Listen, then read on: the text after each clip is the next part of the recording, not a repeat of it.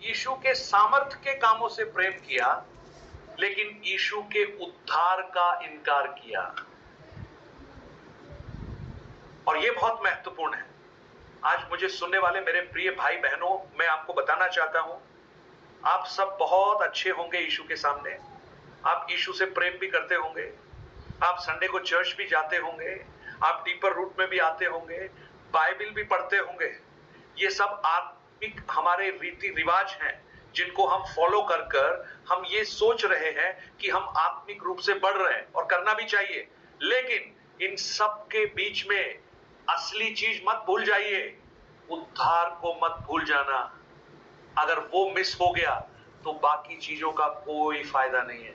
आप कितना भी दान दीजिए, जाकर चर्च में पास्टर के हाथ में दीजिए, बक्से में डालिए, गरीबों को खाना खिलाइए, कुछ भी आप कीजिए, आप हर संडे को जाइए, आप खूब गाने गाइए, कुछ भी कीजिए, अगर आपने उद्धार के अनुभव को नहीं पाया है, आप स्वर्ग में नहीं जाएंगे।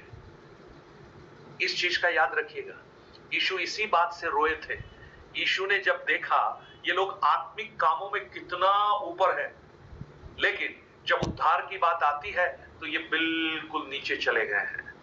कफरनहूम के बारे में मत्ती रचित सुसमाचार 13 अध्याय को जब पढ़ते हैं, वहां पर कफरनहूम के बारे में लिखा है, हे कफरनहूम, तू तो अधोलोक से नीचे जाएगा। जानते हैं उसका कारण क्या है? क्योंकि जितने चमत्कार मैंने तेरे अंदर किए थे, अगर सूर और सैदा में उतने चमत्कार किए होते तो वहां के लोग टाट ओढ़ कर मन फिरा लेते, लेकिन तुमने नहीं फिराया। यीशु ने सबसे ज्यादा चमत्कार कफरनहूम में किए, सबसे ज्यादा। मत्ती रचित सुसमाचार 8 और 9 और 10 अध्यायों को जब आप पढ़ेंगे, 10 चमत्कार यीशु ने कफरनहूम में किए। कफरनहूम के लोग यीशु को देखकर जय जय यीशु बोलते थे, लेकिन उद्धार नहीं पाया उन्होंने। वो उस चमत्कारों तक सीमित रह गए। मुझे सुनने वाले मेरे प्रिय भाई बहन, ये पैम संडे, ये होली वीक आपको ये सिखाए कि आपको उद्धार पाने की जरूरत है। आपको यीशु मसीह को अपने जीवन में व्यक्तिगत उद्धारकर्ता के रूप में ग्रहण करने की आवश्यकता है। आपको बपतिस्मा, पानी में डुबकी का बपतिस्मा लेने की आवश्यकता है।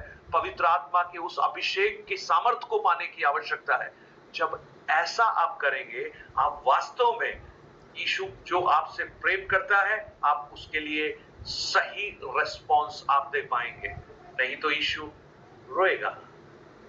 यीशु कहेगा ये सब कुछ किया इन्होंने, अच्छा किया, लेकिन वास्तव में वो नहीं कर पाए। मैं आपसे एक प्रश्न पूछता हूं।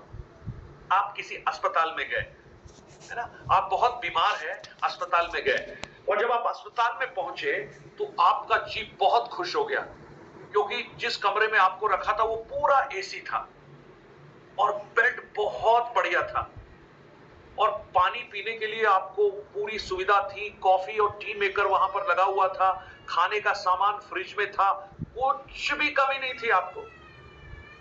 बहुत बढ़िया हॉस्पिटल था, लेकिन उस हॉस्पिटल में सब कुछ था, लेकिन इलाज नहीं था, डॉक्टर नहीं था। तो आप मुझे बताइए, आप इस काम के लिए हॉस्पिटल में जाएंगे? पास्टर जी, ये सारी चीजें गैस के अगर हमारी हेल्थ की ठीक नहीं होगी तो फिर हम लोग उसका चीजों का कैसे लाभ उठा पाएंगे? अगर आत्मिक हेल्थ सही नहीं है तो बाकी चीजों का कोई औचित्य नहीं है। मैं आपको क्या बताने की कोशिश कर रहा हूं, यीशु मसीह का जो प्राथमिक कार्य है जिसके लिए वो प्रभु यीशु इस संसार में आए, वो है आपको बचाना। और अगर आप बचे नहीं, अगर आपने उद्धार नहीं पाया, उस यीशु को उद्धारकर्ता के रूप में ग्रहण नहीं किया, तो हम वही भीड़ हैं जो खजूर लेकर चिल्ला रहे हैं और कपड़े नीचे फैलाकर बोल रहे हैं, होसाना होसाना होसाना, क्योंकि हम उससे आगे उस सच्चाई को हमने नहीं समझा। मैं प्रभु से ये प्रार्थना करता हूं। मैं पिछले 3 दिन से जब इन वचनों को मैं मनन कर रहा था, सोच रहा था, मैंने प्रभु से कहा, प्रभु हमारे बीच में भी हो सकता है ऐसे बहुत से लोग हों जिन्हें शायद अभी तक ये सच्चाई हो सकता है उन्होंने समझी ना हो सकता है उनको किसी ने बताई ना हो सकता है वो चीजें उनके अंदर अभी तक प्रकाशन में नहीं आई हो। लेकिन मैंने प्रभु से प्रार्थना किया, प्रभु इन क्लासों के द्वारा आप कुछ लोगों के हृदय में ये प्रकाशन देना, पवित्र आत्मा उनके जीवन में बात करना प्रारंभ करे और वो ये समझ जाएं, उनको ये महसूस होने लगे कि उन्हें उद्धार पाने की जरूरत है, उन्हें बपतिस्मा लेने की जरूरत है, उन्हें मसीह की परमेश्वर की संतान बनने की जरूरत है। और अगर ऐसा हो गया, मैं कहूं ये गुड फ्राइडे और ईस्टर जो है ना, उसकी खुशी जैसे होता है ना आइसिंग ऑन द केक, सोने पे सुहागा जो बोलते हैं, आपकी खुशी का परवान नहीं होगा। आपकी खुशी फिर अनंत काल तक चलती रहेगी। सो आई प्रे फॉर दैट। और मैं 1 मिनट प्रार्थना करना चाहूंगा और मैं चाहूंगा आप सब प्रार्थना कीजिए। हो सकता है कुछ लोग हैं जो मेरी बात को सुन रहे होंगे, और जब वो सुन रहे हैं, मैं प्रार्थना करता हूं पवित्र आत्मा उनसे बात करना प्रारंभ करे। स्वर्गीय पिता, हम आपसे विनती करते हैं, आपसे प्रार्थना करते हैं प्रभु, हमारा ये वचन सीखना, हमारा वचन मनन करना, समय बिताना, ये सबका एक ही उद्देश्य है प्रभु, कि एक भी नाश ना हो परंतु सब अनंत जीवन पाए।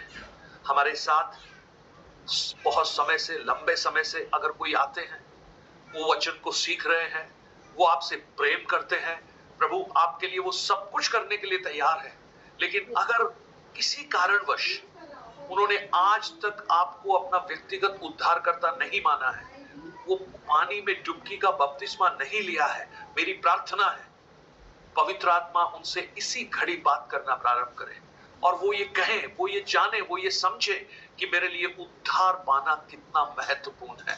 और जैसे उस खोजे को जब फिलिपोस ने यशायाह की पुस्तक को समझाया, तो वो कहने लगा कि अब मैं क्या करूं, अब बपतिस्मा लेने से मुझे क्या देरी है।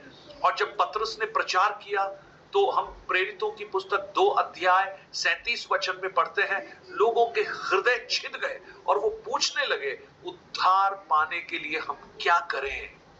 पतरस ने कहा हर एक अपने अपने पापों की क्षमा पाकर बपतिस्मा ले।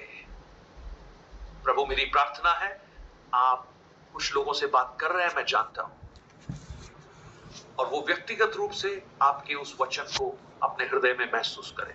धन्यवाद, यीशु के नाम से मांगते हैं पिता, आमीन आमीन आमीन। आप प्रार्थना कीजिएगा, आने वाले दिनों में प्रभु आपसे बात करेगा, निश्चित रूप से बात करेगा। आप बहुत अच्छे हैं, मैं जानता हूं, लेकिन स्वर्ग जब आपको देखे